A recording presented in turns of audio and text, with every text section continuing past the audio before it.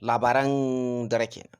A yau dinnan za ku ji babbar sabuwar rigimar da take gudana a faɗin jihar Kano, musamman ma idan muka yi la'akari da kalaman Dr. Abdullahi Umar Ganduje da wasu lafazai wanda ko kaɗan ba su dace ba. Sai dai magoya bayan jam'iyyar NNPP sun yi Allah wadai da jin wannan kalamai. Sai dai shi kansa injiniya Dr. Rabi Musa Kwankwaso ya samu mazaga inda aka dinga zazzaga shi kan cewa bai kamata ya shiru da baki ba, kamar yanda Dr. Abdullahi Umar Ganduje yake jin kansa shi wani ne a cikin Najeriya. Ya kamata a ce injiniya Dr. Rabi Musa Kwankwaso ya nuna mai cewa ya fi shi matsayi a faɗin Najeriya.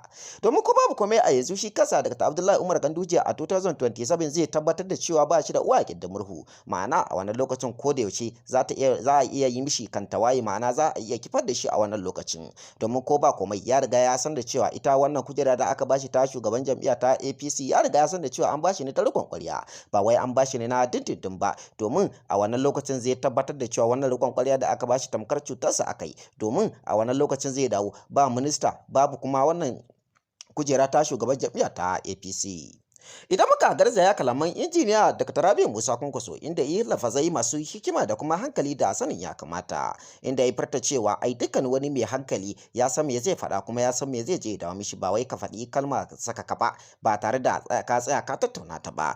Shi kansa injiniya Abba Kabir Yusuf ya yi wasu lafazai inda ya kafa kwamiti mai karfi domin a bincike Dr. Abdullahi Umar Ganduje game da wani albazazzaranci da aka yi da wasu makudan kudade, inda ya nuna cewa wa'annan makudan kudade an yi albazazzaranci da su ta hanyar da bai dace ba, kuma ya kamata a ce a yi bincike a gano inda wayannan kuɗaɗe suka shiga. Domin ya sa ya yi bincike kan cewa fa kowace shekara ana samun makudan biliyoyin kuɗaɗe wanda ana samun su ne ba don komai ba sai don kuɗin shiga da ake samu a faɗin jihar Kano, inda a wannan lokacin idan aka ce za a yi amfani da wayannan kuɗaɗe a kowace shekara za a iya tallafawa marasa ƙarfi da marayu da kuma wayanda suke so su fara sana'a, har ma ɗaukan nauyi wayanda suke so za su fita waje su yi karatu da ma wayanda za su yi karatu a gidan Najeriya, da kuma gina kamfanonuwa da masana'antu wayanda za a taimaka marasa ƙarfi da talakawa da ma har ma masu kuɗin. Shi kansa injiniya Abba Kabir Yusuf ya tsaya ya yi dogon tunani wajen ganin cewa wace hanya ya kamata ya ɗauka domin magance matsalolin da suke gudana a cikin jihar Kano. Ya tsaya ya yi dogon nazari ya ga cewa babu abin da ya dace illa ya kafa gagarumin kwamiti domin bincike akan Dr. Abdullahi Umar Ganduje wajen magance wannan matsaloli.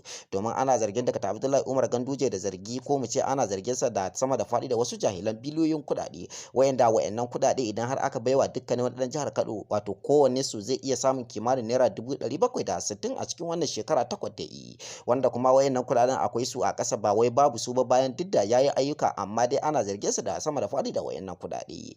An yi dogon bincike wajen magance wasu matsaloli da suke gudana a faɗin jihar Kano, musamman ma ɓangaren ciyarwa da kuma ayyukan kwangila da aka bayar na gina masallatai da kuma asibitituka da kuma gina bohol da tanki na wato na sola, ba don komai ba sai don taimakawa marasa karfi a cikin jihar Kano. Amma duk da haka an samu wasu marasa imani inda suka yi sama da fadi da wayannan dukiyoyi ko kuma wayannan kayan ayyuka ko kuma wayannan kuɗaɗe da aka basu, inda suka nuna cewa sun fara raya kansu, sannan za su raya iyalansu, sannan bugu da ƙari su koma su raya ƴan uwansu, sannan kuma za su fara waiwaye al'ummar Najeriya ko mu ce al'ummar jihar Kano, wato talakawa kenan.